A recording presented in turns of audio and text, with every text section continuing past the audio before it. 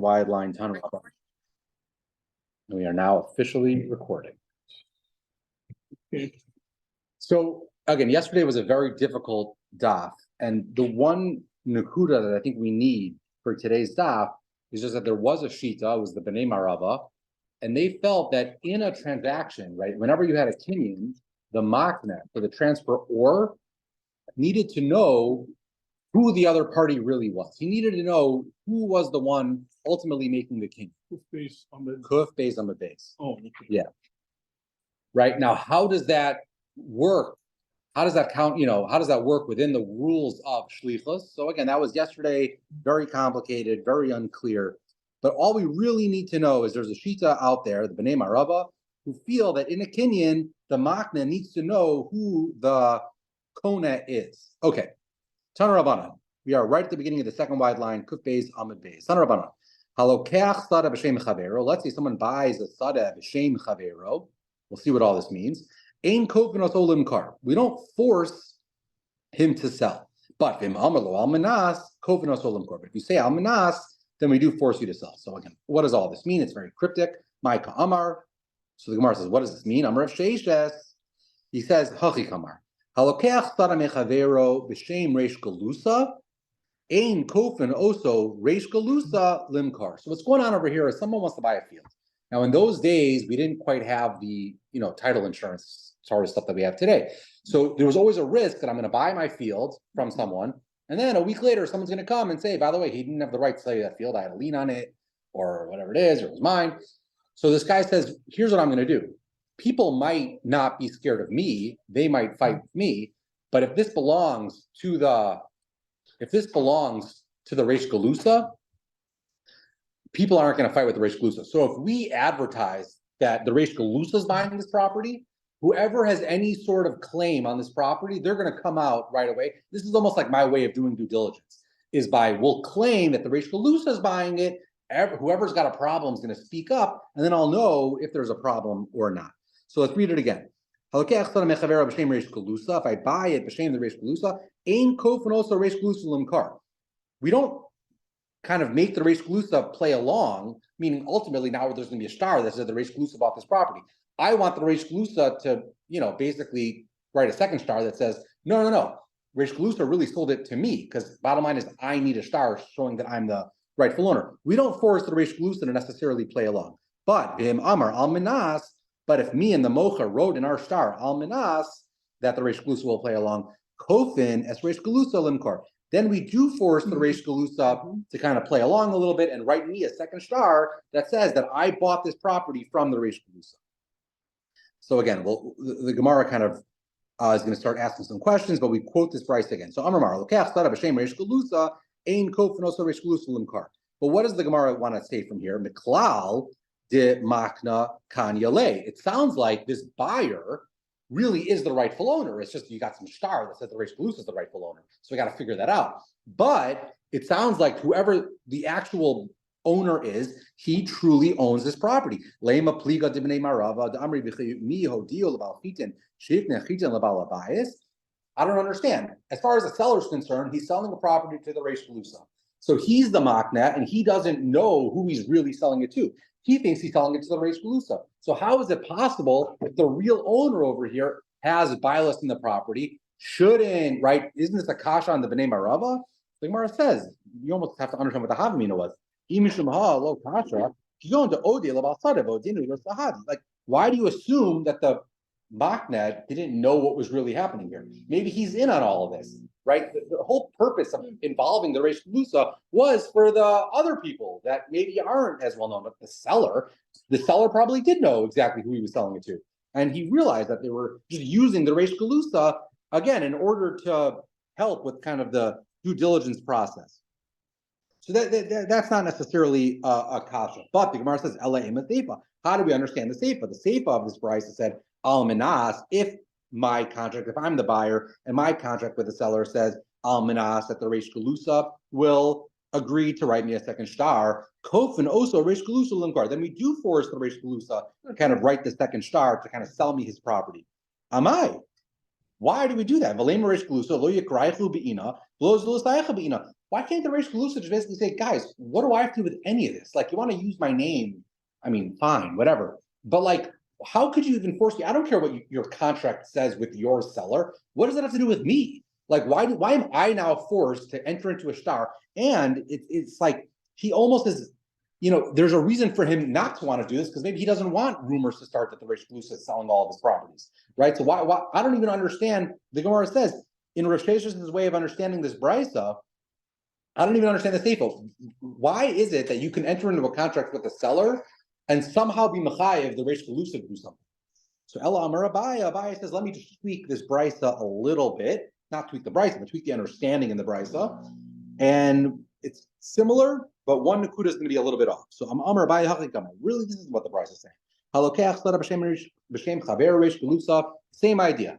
A guy wants to buy a field from the mocher, and he wants to basically let the public believe that it's the Reish Galusa that is buying the property. Ein kofin es hamocher limkor zimna chvisi. It's not that we're forcing the Reish Galusa to enter into a contract with me or to enter into a second contract with me. It's that we would force the mocher himself to now write a second contract. I mean, the first contract would say, I sold to the Reish Galusa. The second contract would say, no, I really sold it to, this buyer. We don't force the mocher to do that. But im amar lo almanas. But if the contract with the mocher said, I'm only buying this property, almanas, that you write me a second contract, then already kofinas hamocher limkor, then we will force the mocher to enter into the second contract. And amar mar halokech sada b'shem chavero. So we'll just kind of repeat it. If you buy a sada b'shem chavero, the Reish Galusa, ein kofinas hamocher limkor zimna achrisi. We don't force the mocher to enter into the second star. So the Gemara says, Pita. I mean, of course, why would you ever think that we have to force the mocher to write a second star for you?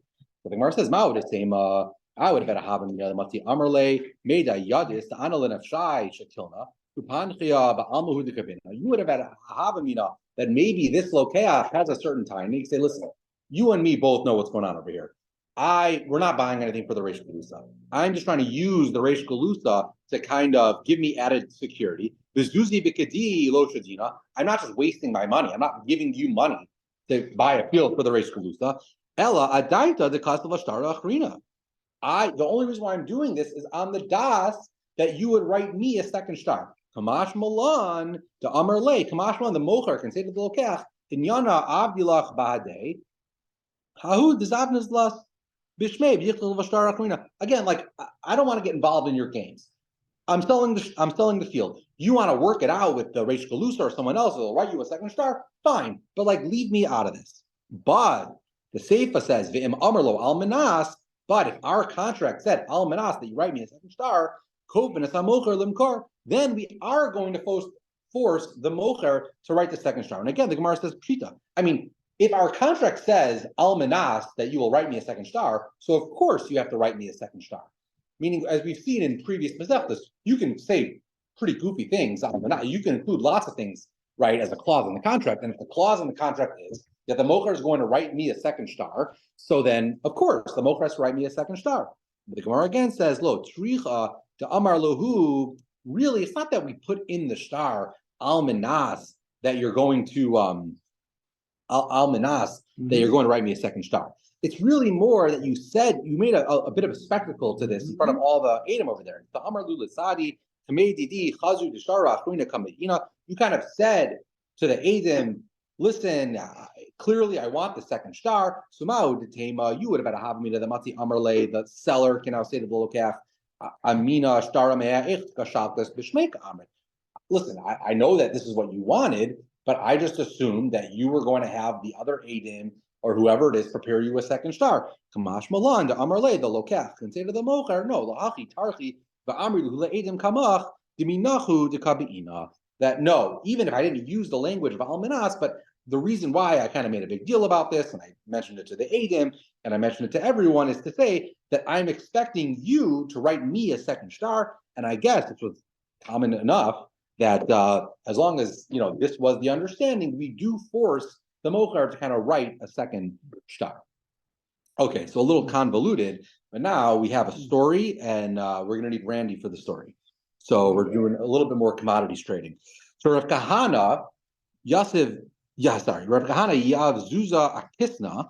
Reb Kahana once gave money to, I guess, a certain flax seller to pay for flax. Now, he didn't take delivery of the flax, and I'm assuming this was a significant amount of money.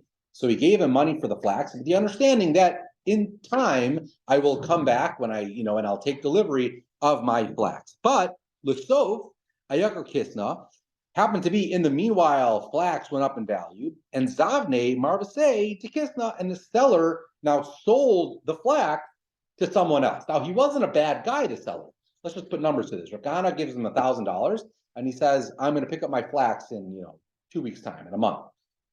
In the time being, flax went from $1,000 to $1,200.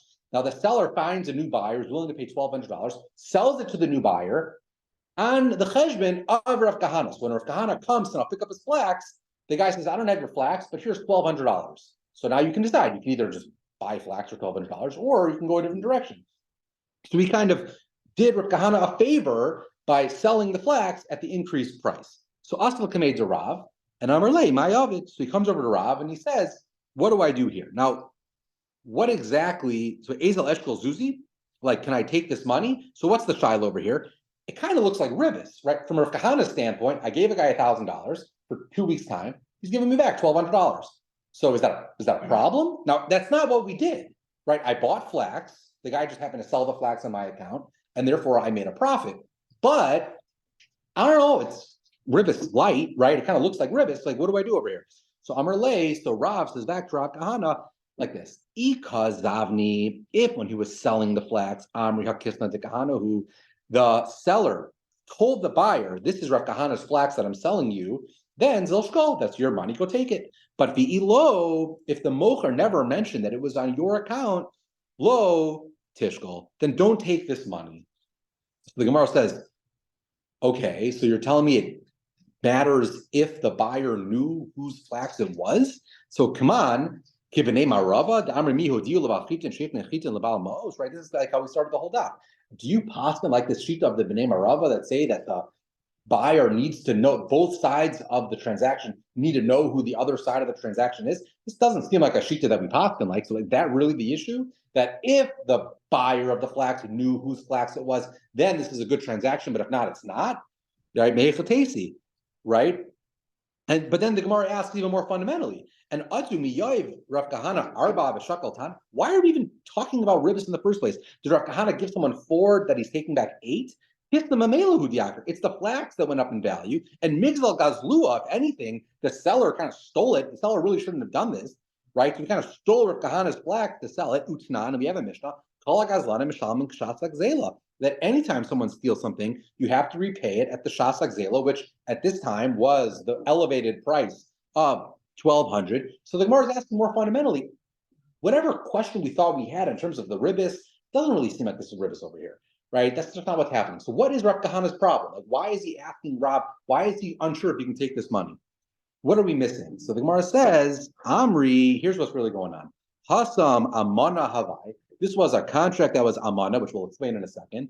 Below mashkei Rav Kahana lakis. Rav Kahana really never took possession. He never made a kinyan on the flax. Rav l'taimei the amarav osan amana beperos the ein osan amana bedamim. So Rav has a shita that you can do a amana when it comes to produce, when it comes to peros, but you can't do amana when it comes to money. So what's going on over here? Rav Kahana it's kind of it's almost known as like a forward contract or a futures contract, right? Where Rav Kahana, this is where Randy comes in. Where Rav Kahana goes and he buys flax, right? And the situation is like this. He said to the seller, "I'm going to give you $1,000 for flax, and I'm going to pick up the flax in 6 months, regardless of." There's an understanding the flax probably is going to go up in value, right? So I'm going to pay you $1,000 today, and I'm going to take back flax that very well might be worth $1,200 in 6 months. Why is this okay? Why isn't this ribis?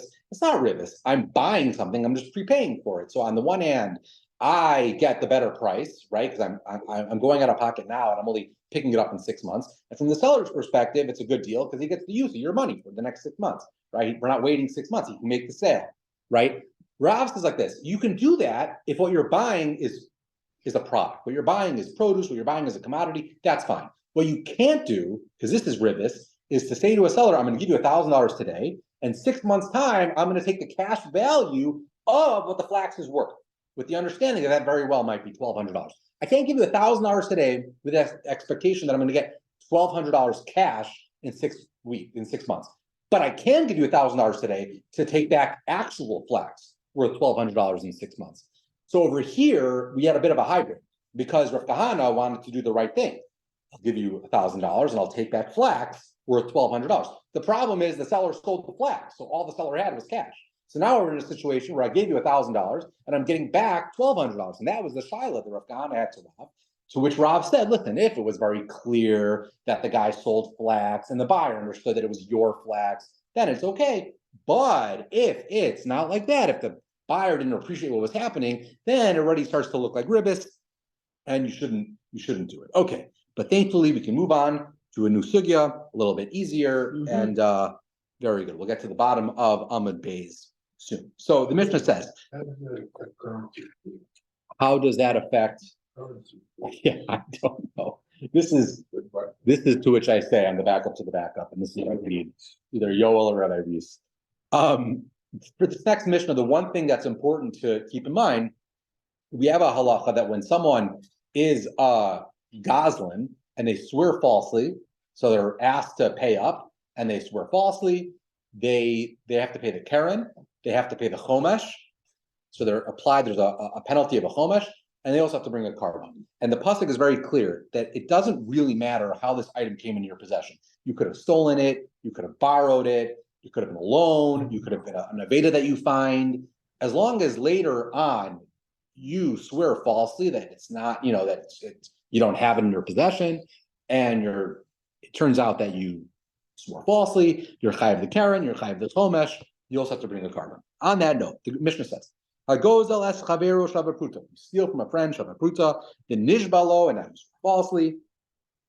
Yolichenu acharav afilu lamada. You gotta chase this guy down. You gotta give it back to him, even if that means having to travel all the way out to Madai.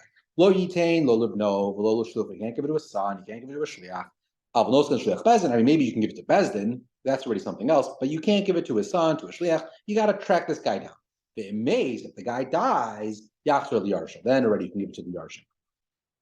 Noskan losa keren, lo noskan losa chomesh. Let's say you did pay back the keren, but you haven't had an opportunity, or you just didn't pay back the chomesh.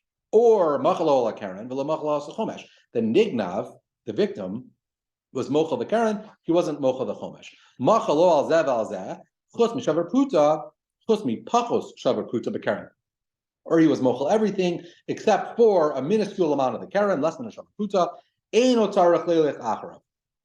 Then this halacha doesn't apply. You don't get to chase him down to Madai, so long as you've repaid the keren. But in contrast, right, noskan lo as a chomesh. Let's say I repaid the chomesh. Lo noskan lo as a keren. Machalo ala chomesh. Lo machalo ala keren. Machalo al zev al zeh. Chutz b'shavar pruta v'keren. What if it's the reverse? So I haven't paid back the keren, but I have paid back the chomesh. Or the guy was mochel the chomesh. Doesn't matter. Then you do have to track this guy down to Madai.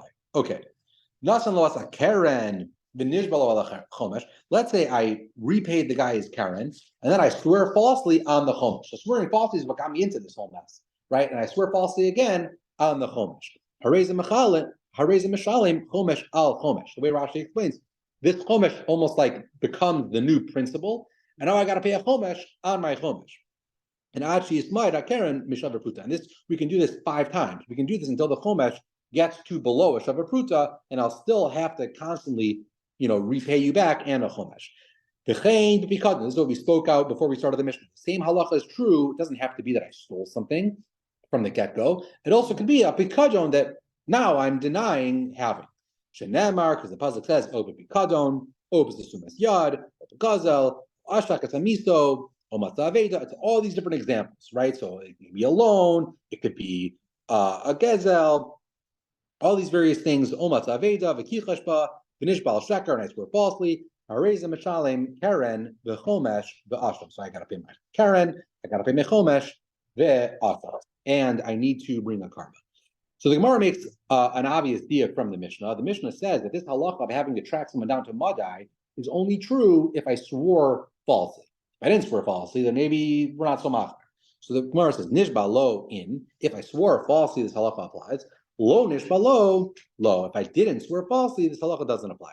Money, who is the author of this Mishnah? Lo Reb Tarfon. The Lo Rabbi Akiva doesn't seem to be the opinion of Reb Tarfon or Rabbi Akiva. Which Reb Tarfon, which Rabbi Akiva? The Tanya, we have a Brisa. I think it's maybe a Mishnah. Oh, yeah. The thing says it's a Mishnah in Yivam. So really, Tzran, Gazal or Gezel, Gazal, Echa Mechamisha. Let's say a person steals from a person, and he doesn't know who he stole from. He's narrowed it down to 5 different people, but he doesn't know exactly who he stole from. So right, each one of the 5 is like, actually, it was me. You owe me the money. So what do? Do you have to repay all 5? So Reb Tarfon says, you just put the money down and let them fight it out. And then you did your Heishav Asakzela Asher Gazal, right? You were Makayim what you needed to do. Rabbi Akiva Omer, Lo, Zu, Derech Motia, Somebody Avera. That you can't absolve yourself from your Avera by doing this. You gotta repay. You were a Ganev, and if you really want to do tshuva over here, you gotta repay every single person.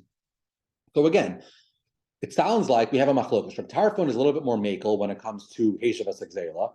Rabbi Akiva is a little bit more machmir. But the important thing is neither one of them seems to differentiate between whether you swore falsely or didn't swear falsely, like our Mishnah does. So the Gemara says, money. Reb Tarfon, if you're going to tell me that our Mishnah is Reb Tarfon, it sounds like Alpha Gav the Ishtaba. Reb Tarfon almost makes it sound like even if you swore falsely, Amar Maniach Zela B'Neim Misalik. He seems to say that you could just kind of put the money down and let the guy come get it. Right? You don't got to chase him out to Madai. And Rabbi Akiva, and if you're going to tell me that our Mishnah is really Rabbi Akiva, he sounds like Alpha Gav Delovish, but even if I didn't swear falsely, right? Amar Achi Shalom Zela Chalechad Ve'echad. He says you got to make sure that the guy gets his money back, even if it means overpaying by 5 times, right? So which one is it? Is it Rabbi Tarfon or is it Rabbi Akiva? So the Gemara says the only Rabbi Akiva. Really, I'll tell you that our Mishnah is Rabbi Akiva. V'chika Amar Rabbi Akiva, and when Rabbi Akiva says in this Mishnah in Yivamas that you got to pay, each one of the 5 guys, it's that's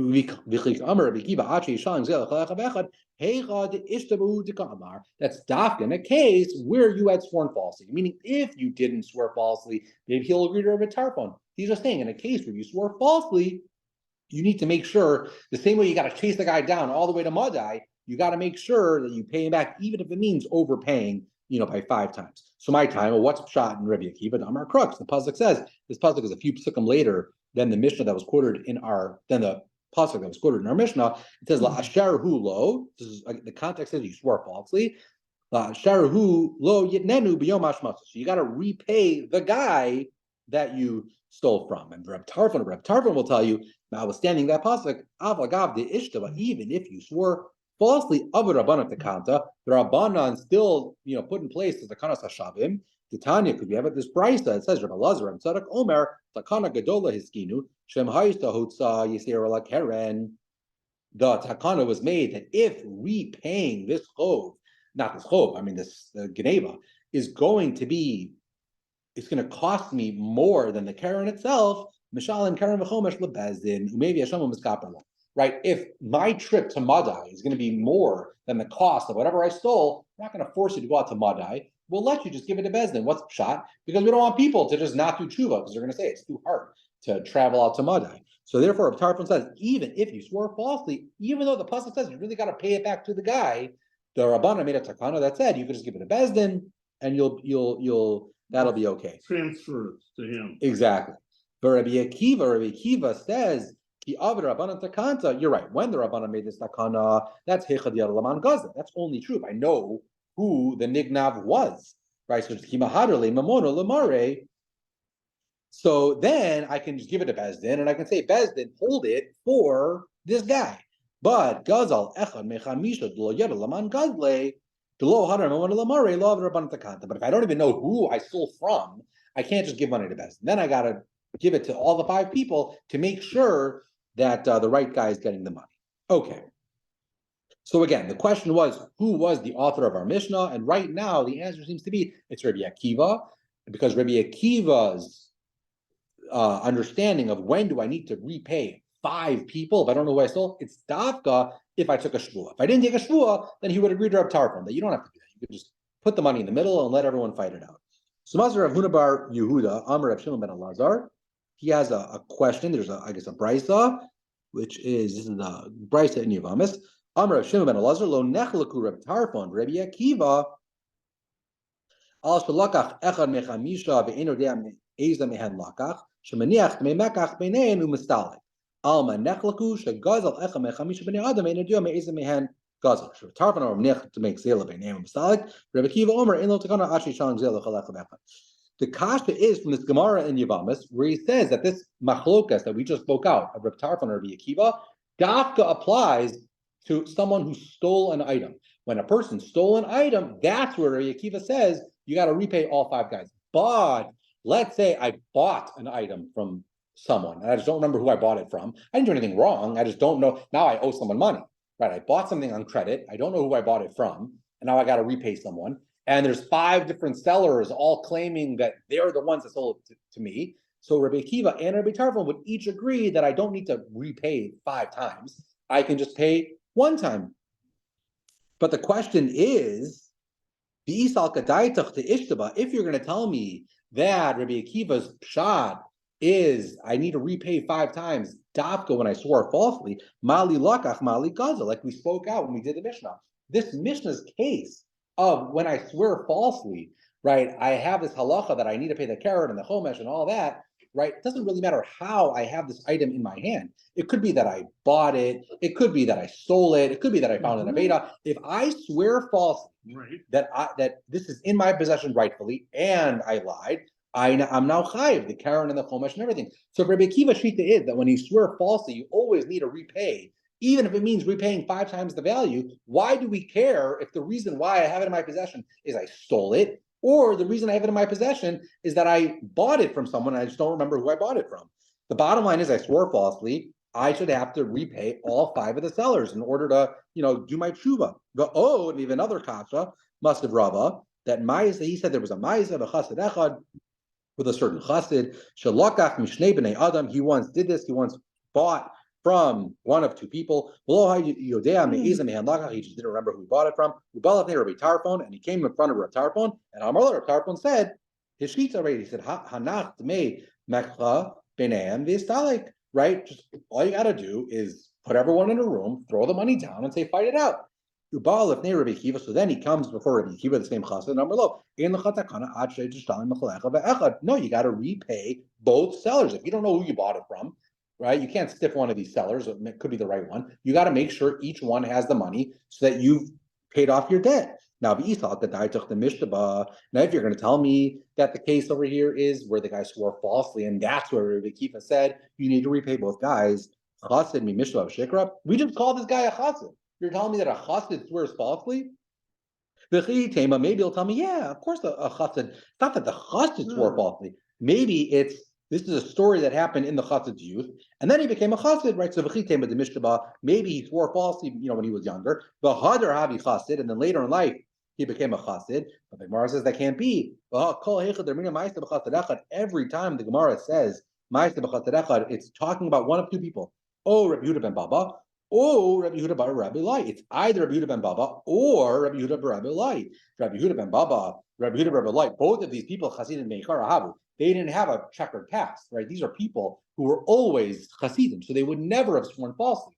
And bottom line, even though we know these people never swore falsely, Rabbi Akiva still forced him to make sure that both of the sellers were made whole, both of the potential sellers were made whole.